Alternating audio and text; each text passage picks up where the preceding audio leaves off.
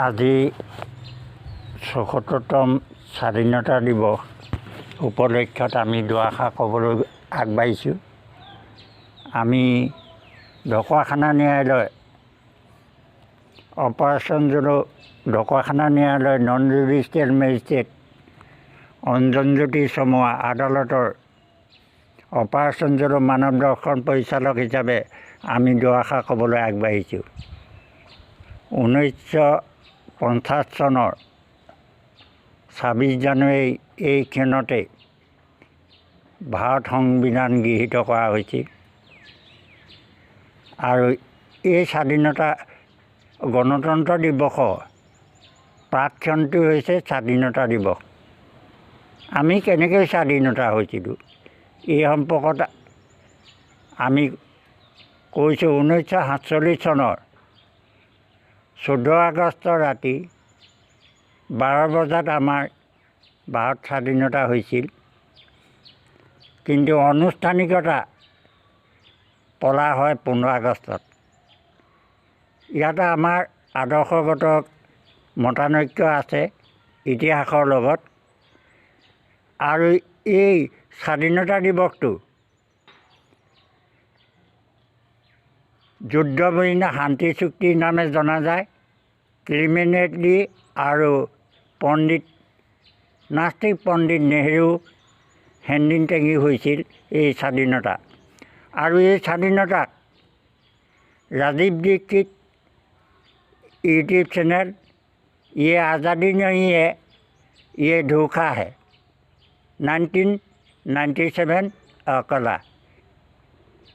আমি এই তথ্যৰ মতে আমি আমাৰ দৰ্শনত তথা হিন্দু সনাতন ধৰ্ম দৰ্শনত ধৰ্মৰ ৰক্ষিত এই আদৰ্শত আমি দেখিবলৈ পাওঁ ৰাতি 12টা বজাত জন্ম মানে নিশাচৰ প্ৰাণী। আৰু আমি আদৰ্শগত দেখিবলৈ এই চৰিত্ৰটো পাইছোঁ। যেনেকৈ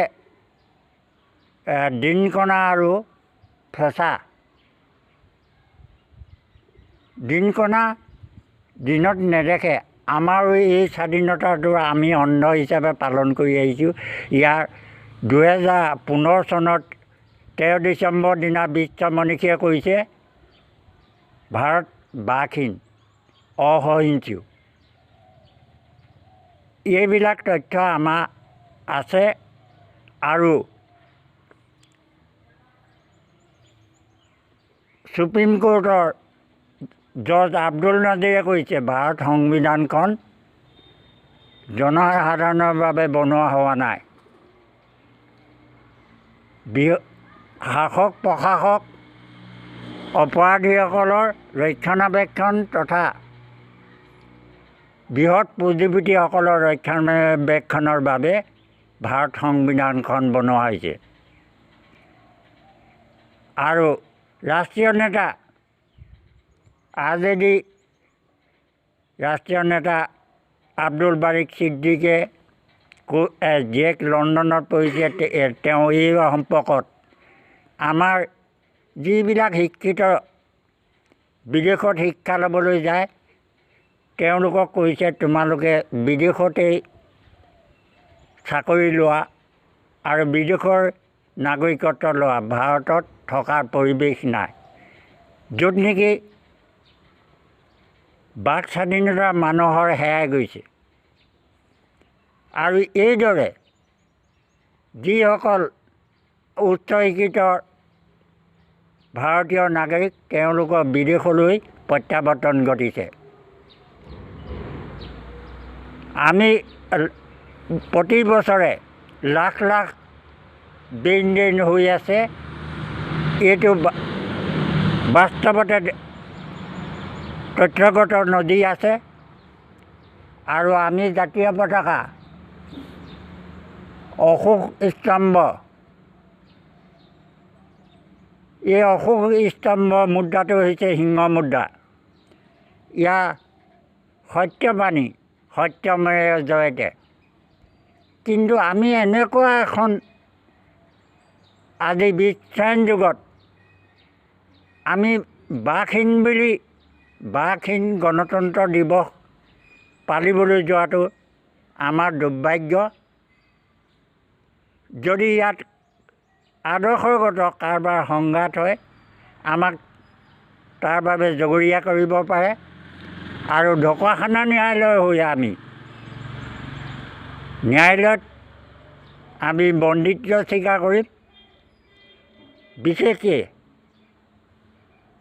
আমাৰ সংবিধানৰ ধৰ্মনিৰপেক্ষ প্ৰস্তাৱনা আমি ধৰ্মান্ধ বাকহীন আৰু প্ৰাণহীন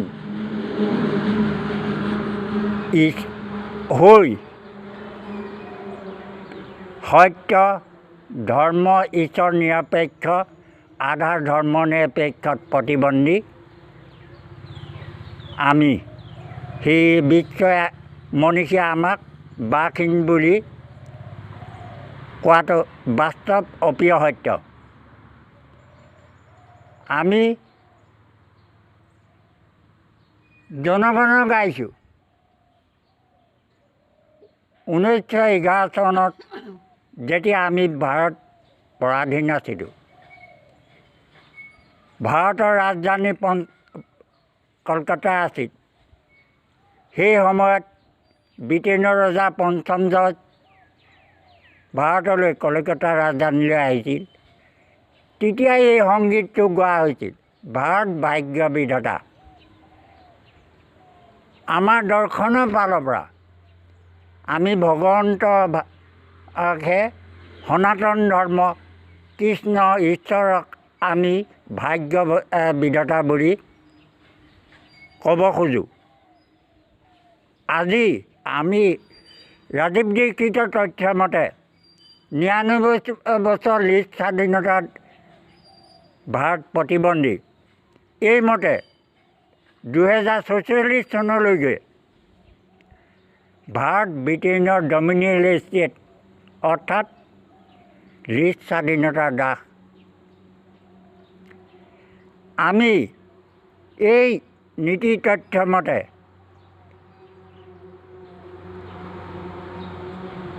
আমি 2046 চনলৈকে আগন্তুক 2046 চনলৈকে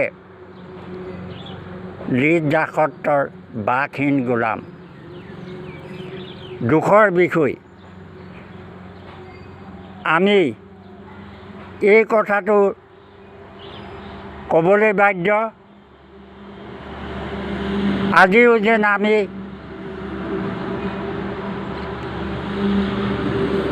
আমাৰ প্ৰধানমন্ত্ৰী মোদী আন্তঃৰাষ্ট্ৰীয় নীতি হৈছে ধৰ্মৰ ক্ষতি ৰক্ষিত। সেইমতে তেওঁ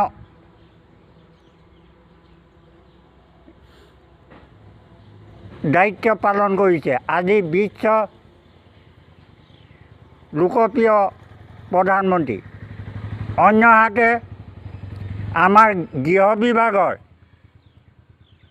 নীতি হৈছে সংবিধানিক নীতি হৈছে ধৰ্মনিৰপেক্ষ। ইটো আদৰ্শই সিটো আদৰ্শক সংঘাত সৃষ্টি কৰিছে আৰু আদৰ্শগত ৰাষ্ট্ৰীয় মানৱ সন্ত্ৰাস হৈছে ইয়াৰ বাস্তৱ সত্যনজী। NIA মুখ্য সচিব দিনকৰ গুপ্ত IPS মহোদয় আৰু সাক্ষী সমত কুমাৰ গোৱেল IPS মহোদয়।